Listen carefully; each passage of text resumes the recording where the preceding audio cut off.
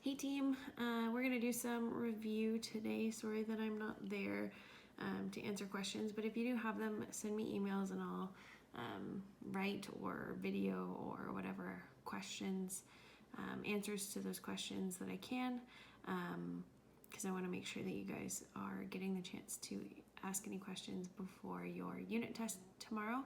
Just so you guys know, for the unit test, it's the same as the last one, so 20 multiple choice, 2 numeric response, and then there's 13 marks worth of written, which I think it's 4 questions. Same format. You guys have 2 hours for the whole thing. Because your double is tomorrow, you will just have the whole test all at once, and you guys can flip through and do the ones that you want to do at the start, whatever. Remember that SMART test taking, you want to do the ones that you know you're going to get first. Make sure you have at least attempted all the written, and then multiple choice, you've always got a 1 in 4 shot, right? So if you skip one of those and don't come back to it, just make sure you go pick something, but you guys should have plenty of time, so hopefully that's not an issue. Okay, so for review, we're just going to go through kind of some of the biggest things in this unit. So we started with the idea of force, right? And we saw that force equals mass times acceleration. Okay, and that is the foundation of a whole bunch of our questions, right? We always write F net equations equals mass times acceleration. This is the definition of force. We also talked right at the very beginning that if there's no net force, right, and remember that's an imbalance of force. So if net force is equals to 0, the forces are balanced. If they're, which means that there isn't a net force. So if there's no net force, that means there is no acceleration, right? But remember that that doesn't necessarily mean that there isn't a velocity. Okay, so either v equals 0 or v is constant, but it's not changing, right? It's not accelerating. Okay, so we've talked about that. We talked about Newton's laws. Okay, so the first one was the law of inertia. So basically, if something is at rest, it wants to stay at rest. If something's in motion, it wants to stay in motion unless it's acted on by an external non-zero net force, right? So remember, if the net force is 0, things are going to be balanced. It's going to stay how it was, either moving or non-moving. If it's off balance, if there is a net force in some direction, then it's going to change its velocity, or if it's at rest, it's going to maybe not be at rest anymore. Okay, so that's the first law. The second law is that acceleration is proportional to force. So if force goes up, acceleration goes up, and acceleration is proportional to 1 over the mass. If mass goes up, acceleration gets smaller. And then the third law is that if we have a force that A is exerting on object B, then that's going to be equal and opposite. We denote that by a negative of the force that B is exerting on A. Okay, so A on B will be the opposite, but equal magnitude of B on A. So every action has an equal and opposite reaction is how we talk about that. Okay, so you guys need to be able to identify what those are, which one is being represented in any sort of example. You might need to explain them, that kind of thing. Okay, so Newton's laws are a good one to know. We talked about friction. So we talked about mu k versus mu s. So remember, mu k is kinetic friction, so that means the thing is already moving. And mu s is static friction, so that means it starts at rest. Okay, so I know on some of the questions it's been a little bit confusing as to, like, it doesn't say specified that it starts at rest or it's already moving or whatever. So on the test, I'll make sure that it's really, really clear which one, like by the wording, I'm not going to tell you which one to use, but it'll be very clear based on the wording of the question which one you should be using, okay? Remember that mu k is going to be lower than mu s, so if mu s is like 0.5, this might be 0.4, right? The closer to 1, the bigger, like the more cohesive those things are, the closer to 0, the more like slippery those things are, okay? The other thing to remember about friction is that it always resists. So on your force assignment, there was a question about a very bad swimmer named Herman. And so Herman was in the water and he had a force of gravity and a force of buoyancy. And Fg was actually bigger than F, I guess we can call it B, buoyant force. Fg was bigger than the force of buoyancy, so that means his motion would have been going down, so friction would have been going up. So a lot of people kind of mistook that. So friction is always going to be opposing. If you're not sure which direction it's going, figure out the driving and resisting forces, like which one would be driving if it was going in that direction, and then see which one's bigger, and that's your winner. That's the direction this thing is going to go, okay? So friction always resists. We did tons of net equations, so hopefully you guys are comfortable with that. If we had something like, so the lab that you guys are either finishing today or are done already, so let's say this is a frictionless pulley, and let's say we have mass 1 and mass 2, whichever one of these is heavier is going to go down, right? So let's say Fg1 and Fg2. Let's see, Fg1 is bigger than Fg2. That means acceleration or motion is going to be in this direction, okay? So when we're writing an Fnet equation, we write Fnet is equal to ma, and we also know that Fnet is equal to the forces that are causing the motion. So Fg1 minus the forces that are resisting the motion, right? This thing wants to pull down because of the gravity, but it's being pulled the opposite, it's resisting. So Fg2, okay? So when we set up Fnet equations like this, if we do cause minus resist always, then you don't have to worry about something like gravity being a negative acceleration. This enables you to plug everything in as positives. There's different ways to do these questions, but I think this is the easiest one because it helps us navigate our sign convention the most easily. So we say positive is in the direction of motion, and then we say cause minus resistance, okay? So the direction of motion is always going to be positive. Okay, so that's the easiest way. There's different ways to do it. Hopefully that hasn't confused everyone. This is what we've been talking about all along, cause minus resist. And if there's multiple, right, if there's two cause forces, it's like cause plus cause minus resist. Or you could have cause minus resist minus other resist or something like that, right? There's different ways that you can set that up, okay? So yeah, you don't have to worry about plugging things in as negative as long as you use this cause, forces causing minus force resisting setup, okay?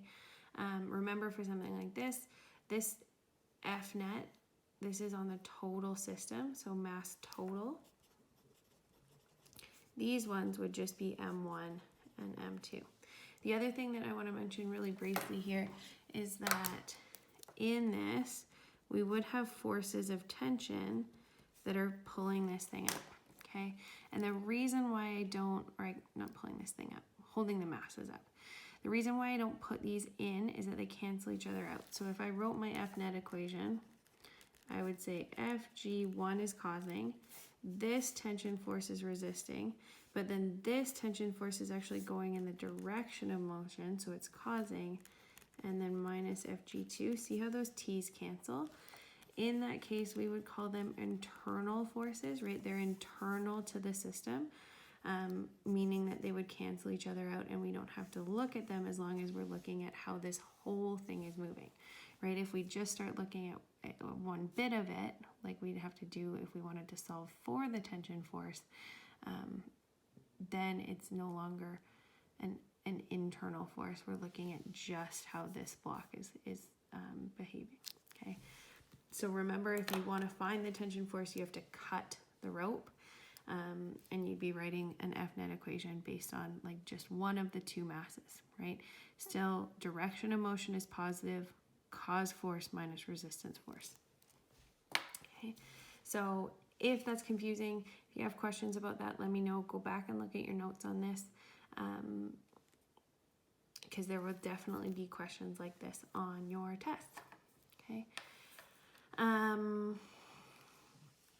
We also talked about things on slopes, right? So if I have something sitting on some sort of ramp, let's call this angle theta.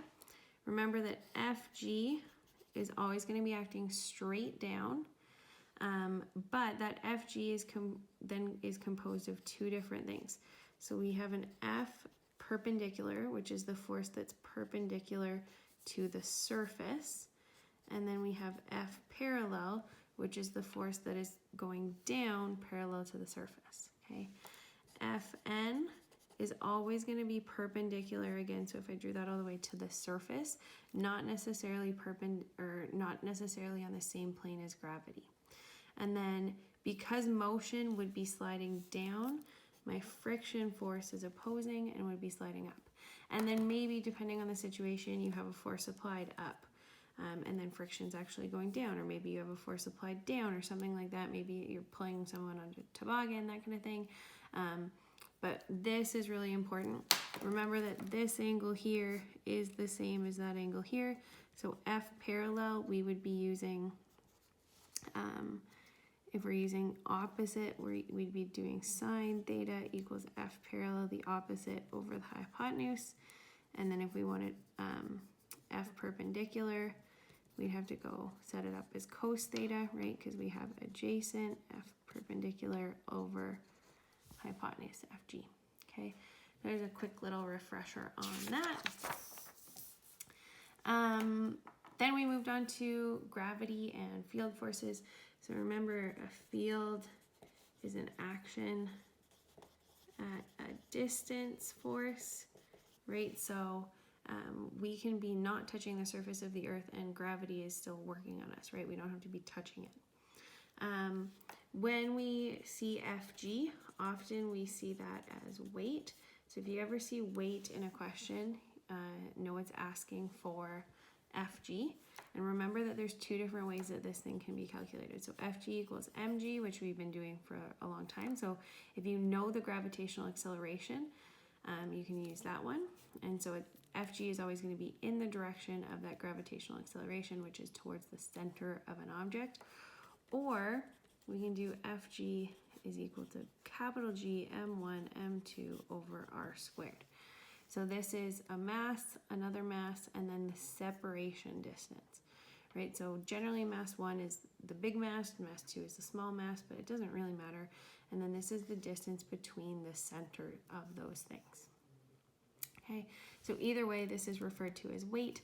And remember, it's going to be towards the center of the object that's attracting it. So if it's Earth, it's towards the center of Earth. If it's towards the moon, it's towards the center of the moon, that kind of thing. Okay. When we see little g, this is an acceleration. Okay. So if you see little g, that's generally referring to 9.81, right? So 9.81 meters per second squared down if we're on the surface of the Earth, but it can be other things at different R values or on different planets. Right? So G, we're going to calculate little g is big G m over r squared. This is the mass of the source of that gravitational field. So you as a human are not big enough to make a gravitational field that is worth anything, right? So it's going to be a planet or the moon or something big, okay? So if you get two different masses in a question, you want to plug in the big mass if you're looking for a gravitational acceleration, okay? This one's on your formula sheet. You could have to calculate it for something different, right? We've looked at the moon a little bit. Remember that mass is in kilograms, and it does not equal weight, which is in newtons, okay? So weight is mass times gravity, whatever the gravitational constant is where you are. Mass is just how much matter something is made up of. And yeah, the farther you get from something, the less G or FG is going to be. So graphically, one of the quiz questions was graph the relationship between R and I think it was FG. Can't remember if it's FG or little g, but they actually look the same. So if FG is proportional to 1 over R squared, or G is proportional to 1 over R squared, basically, so if this is 1, as R gets closer and closer and closer to 1, so it's getting bigger, bigger, bigger, bigger. If you think about like 1/2 and you square it, you actually get a number that's smaller than it. So if you take 1/2, something less than 1, and you divide by it squared, you're dividing by 1/4, that's actually multiplying it by 4. So it's going to be much, much bigger. And then the closer you get to 1, the smaller that actually gets, because remember, 1 squared would just be 1. Okay, so there would be 1. And then as you get bigger, so if you're doing 2 squared, now you've got 4. If you're dividing by that, you're going to get much, much smaller. So it's not just like a linear relation because of you're squaring that bottom number and dividing by the squared. So you're going to have what we call this inverse relationship. Okay, so that's just something on the quiz. If you guys want to see that graphically, if you go in and you graph 1 over x squared, so it doesn't matter that it's normally like g, like big G times m times another m divided by r squared, or g times big M divided by r squared. We're just going to use it to get the shape of the graph. So if I go 1 divided by x squared and I hit graph, I get a graph that looks like what I just drew out here, really. And really all we care about is this part. So we see asymptotes. It's getting close to but not touching the y-axis and the x-axis. Okay, so that's what that inverse proportional function looks like when the r is squared. Okay, and you guys could graph, if you're unsure about that, you could graph these with numbers that you know and leave r as a variable, right? As r changes, you're going to see a change in g, or you're going to see a change in fg. Okay, you just have to change your calculator window settings a little bit. Okay, last thing that we really talked about was apparent weight. Okay, so you guys should be able to think through, if you're on an elevator, what's happening if you're accelerating up, right? So, or if you're on an elevator, what's happening if you're accelerating down? So if you're on the top floor and you start accelerating down, or the elevator starts accelerating down, it feels like the floor is dropping out from under you. So your apparent weight is going to be less than your normal weight. If you're on an elevator and it starts going up, you want to stay where you are based on your inertia, and so the elevator has to push harder on you to make you go. So your apparent weight is going to be bigger, right? I want to clarify something that I didn't speak very clearly on. When we calculate apparent weight, so if this is your person, you've got FG and you've got FN, okay? When we're calculating for apparent weight, we always want to calculate for FN. That's the way that we set up those equations. So let's say motion was going down, it was accelerating down, we have our F net equation is equal to MA, and we know that FG is going to be causing that and FN is going to be resisting. If we want to find apparent weight, we want to isolate for FN, okay? Force normal is going to be acting up.